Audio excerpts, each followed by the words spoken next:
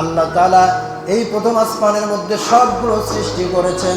দ্বিতীয় আসমানে অনেক কিছু আছে, তৃতীয় আসমান, চতুর্থ আসমান, পঞ্চম আসমান, ষষ্ঠ সপ্তম আসমান, এরপরে জমিনের নিচে অনেক কিছু আছে।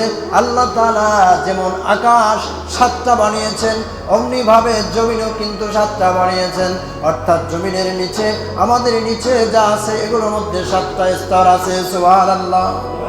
তাহলে আমাদের নিচে কয়টা স্তর? 7টা স্তর আছে। উপরে কয়টা? উপরেও 7 আসমান। আবার জমিনের নিচে কয়টা স্তর আছে? 7টি স্তর রয়েছে। সুতরাং সব কিছুর মালিককে আল্লাহ রাব্বুল আলামিন, সব কিছুর মালিক আল্লাহ রাব্বুল আলামিন। এই জন্যই সূরা ফাতিহার মধ্যে বলা হয়েছে আলহামদুলিল্লাহি রাব্বিল আলামিন, সমস্ত প্রশংসা যিনি তামাম জগতের মালিক। এটা শুধু পৃথিবীর মানুষের মালিক যে তা নয়, ঠিক না বেঠি? পৃথিবীর মানুষ শুধু আওয়ামী লীগের মালিক তা না, বিএনপির মালিক তা নয়, জামাত ইসলামের মালিক নয়, শুধু বাংলাদেশের জনগণের মালিক তা না। আল্লাহ রাব্বুল আলামিন সবার উপরে। তার ধরাটা হচ্ছে কঠিন ধরা, তিনি ছেড়ে দেন কিন্তু ছাড় দেন না, ঠিক না বেঠি? ফিরাউন 750 বছর হায়াত পেয়েছিল। তার 750 বছর জিন্দেগির মধ্যে একদিন কেবল সর্দি জ্বর হয় নাই, একদিন সর্দি জ্বর হয় নাই। এত আরাম আয়েশে তিনি ছিলেন, কিন্তু আল্লাহ তাআলার পক্ষ থেকে এসেছিল, ঠিক না বেঠি? আল্লাহর পক্ষ থেকে আসে বিপদ আপদ। তাহলে এই ফিরাউন আরাম আয়েশে ছিল আল্লাহর হুকুমে, কিন্তু আল্লাহ তাআলা তাকে ছাড় দিয়েছিল, কিন্তু ছেড়ে দেয় নাই। এই ফিরাউনকে এক সময় একটা নদী, ফরাত নদী যখন পার হয়ে যাচ্ছে, হযরত মুসা পয়গম্বর আলাইহিস সালাতু ওয়াস সালামকে যখন ধাওয়া করছিল মেরে ফেলার জন্য, মুসা পয়গম্বর কোথাও কুল কিনারা পাচ্ছে না। তার 3 দিকে এই ফিরাউনের শত্রু বাহিনী, সৈন্যবাহিনী অ্যাটাক করছে, আর একটা দিকে নদী, ফরাত নদী। তিনি কোথায় যাবেন? আল্লাহর হুকুমে আল্লাহ তাআলা গায়বী মদদ দিয়ে আওয়াজ দিয়ে জানাই দিলেন, হে মুসা, তোমার লাঠি, হাতে লাঠি, ওই লাঠিটা নদীর উপরে 12টা আঘাত করো। তোমার লাঠির আঘাতে নদী, ফরাত নদীর বুকে 12টা রাস্তা তৈরি হয়ে যাবে। আল্লাহর হুকুমে আঘাত করলেন, এবং আঘাতের সাথে সাথে নদীর উপর দিয়ে আল্লাহ তাআলা 12টা মুসা পয়গম্বরের 12 সম্প্রদায়ের জন্য 12টা রাস্তা তৈরি করে দিলেন। সুবহানাল্লাহ।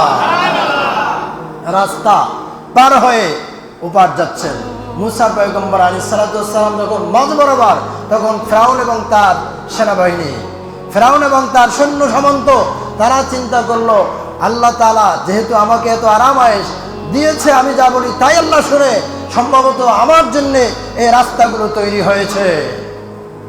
কার কথা? এটা ফিরাউনের ইচ্ছা যে সম্ভবত আমার কারণে এই রাস্তাগুলো তৈরি হয়েছে, সুতরাং মুসাকে ধরার জন্য এই রাস্তায় আমাকে আরোহণ করতে হয়, এই রাস্তায় আমাকে উঠতে হবে। এটা ভেবে ফিরাউন ওই রাস্তায় উঠে মুসা আলাইহিস সালাতু ওয়াস সালামকে আবার ধাওয়া করলেন। ভাইরা আমার, মুসা পয়গম্বর আলাইহিস সালাতু ওয়াস সালাম সাগরের, নদীর মাঝখান থেকে চলে গেলেন নদীর ওপরে।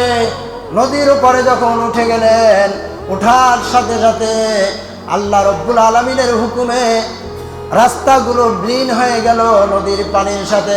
তখন ফিরাউন এবং তার সেনাবাহিনীর লোকেরা, ওরা সবাই মাঝ বরাবর অবস্থান করছে। সুবহানাল্লাহ। ফালিয়াউমা নুনাজ্জিকা বিবাদানিকা লিতাকুনা লিমান খালফাকা আয়া। এই ফিরাউনের লাশটাকে তার পরবর্তী প্রজন্মের জন্য আল্লাহ রাব্বুল আলামিন তাকে সুটকি বানায়া ওই মিশরের জাদুঘরে রেখে দিয়েছেন কে? সুবহানাল্লাহ বলে। ফিরাউনের লাশ আছে না নাই? মিশরের জাদুঘরে আছে না নাই? ভাইরা আমার, এটা তামাম পৃথিবীর মানুষ জানে। এটা কোনো ধরনের মেডিসিন প্রয়োগ করা হয় নাই, এবং কোনো ধরনের ফ্রিজারাইজ করা হয় নাই। এটা আল্লাহর হুকুমে লিমান খলফাকায়া, পরবর্তী প্রজন্মের জন্য এটা একটা আয়া, একটা নিদর্শন। এটা দেখে দেখে মানুষ ঈমান গ্রহণ করবে যে আল্লাহ তাআলা ইচ্ছা করলে প্রত্যেকটা মানুষকে এইভাবে অপমান অপদস্থ করে নদীতে, সাগরে ডুবিয়ে চুবিয়ে পানি খাইয়ে তারপরে তাকে ধ্বংস করে দিতে পারে। সেই খোদা এখনো আছে না নাই? ফিরআউনকে যেই খোদা বিনাশ ঘটিয়েছে ওই খোদা এখন আছে না নাই? নমরুদকে মশার কামড়ে যেই খোদা পৃথিবীর জমিন থেকে চির বিদায় করেছিলেন ওই খোদা এখনো জীবিত আছে না নাই? এই দেশের একদল শাসক গোষ্ঠী স্বৈরাচার জগন্নাথ বাংলার সৃষ্টির পরে সবচেয়ে একদম নৃশংসকারী ব্রুটাল পার্সন যারা, এই লোকগুলোই তারা অত্যাচারের স্টিম রোলার দিয়ে এরকম আয়নাঘর তৈরি করেছিল। এই লোকেরা ডিবির কার্যালয় নিয়ে নিরপরাধ নির্দোষ মানুষগুলোকে অত্যাচার করে তারপরে তাদেরকে শাস্তি দিয়েছিল। এরকম লোক আছে না নাই বাংলার জমিনে? কিন্তু এদের ভাবনা, এদের চিন্তা, এদের টেন্ডেন্সি এগুলো সব আল্লাহ তাআলা ধূলিসাৎ করে তারপরে ওই ফিরআউন নমরুদের চেয়েও ভয়াবহ শাস্তি দিয়ে, আঘাত দিয়ে তারপরে অকল্পনীয়ভাবে, যেটা বাংলার জনগণ কোনোদিন কল্পনা করে নাই, ওই শাসক গোষ্ঠীও কল্পনা করে নাই। এবং যারা নিরপরাধ নির্দোষ মানুষ যারা শাস্তি পেয়েছে, যারা নিপীড়নের শিকার হয়েছে, নির্যাতনের শিকার হয়েছে, এই মাজলুম জনতা এরাও কোনোদিন কল্পনা করে নাই যে আল্লাহর পক্ষ থেকে কিভাবে শাস্তি আসে বা আসবে, ঠিক না ব্যাঠি? এমনকি বিদায়ের 1-2 ঘন্টা আগেও তারা বুঝতে পারে নাই যে এরা এভাবে নৃশংসভাবে আমাদের বিদায় নিতে হবে। কে করেছেন? কথা বলেন, কে করেছেন? আল্লাহ তাআলা করেছেন। সুতরাং তুইজ্জু মান তাশাউ ওয়া তুযিল্লু মান তাশাউ বিয়াদিকাল খায়র ইন্নাকা আলা কুল্লি শাইইন কাদির। আল্লাহ তাআলার হাতে সকল ক্ষমতার উৎস, ঠিক না বেঠি? ইজ্জত আল্লাহ তাআলা দেন আর জিল্লাত আল্লাহ তাআলা দেন, ঠিক না বেঠি? ভাইরা আমার, ঠিক না বেঠি?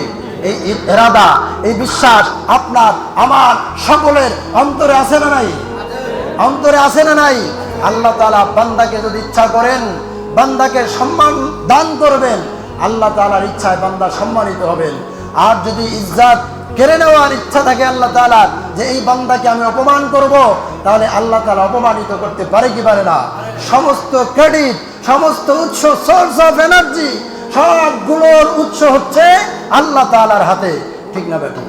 কিন্তু মানুষের অন্তরে একটা ক্যারেক্টার থাকে, একটা ক্যারেক্টার থাকে, সেটা হচ্ছে লোভ। এটা কি? এই ক্যারেক্টারের নাম হচ্ছে লোভ। মানে লোভটা হচ্ছে মানে greediness is an indomitable tendency of human character. মানুষের একটা চারিত্রিক দোষ হচ্ছে একটা অদমনীয়, যেটা দমন করা যায় না, খুব কন্ট্রোলে আনা খুব কঠিন। এটার নাম হচ্ছে মানুষের মনের মধ্যে একটা লোভ কাজ করে। এই লোভটা মানুষকে একেবারে বিনাশ ঘটিয়ে দেয়। আপনি দেখেন আজকে সালমান এফ রহমান, বাংলাদেশের শ্রেষ্ঠ ধনী সালমান এফ রহমান, ওর কি দরকার আছে? ওর কি দরকার আছে? নিরপেক্ষ থাকলেই তো পারে, নিরপেক্ষ থাকলেই পারে।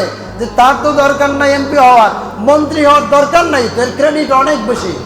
আপনার মিজানুর রহমান আজহারি দরকার আছে এদেশের এমপি হওয়ার, দরকার আছে এদেশের মন্ত্রী হওয়ার, দরকার নাই তো। এছাড়াই তাদের নাম সুনাম, তাদের যশ খ্যাতি সারা পৃথিবীতে ছড়িয়ে আছে।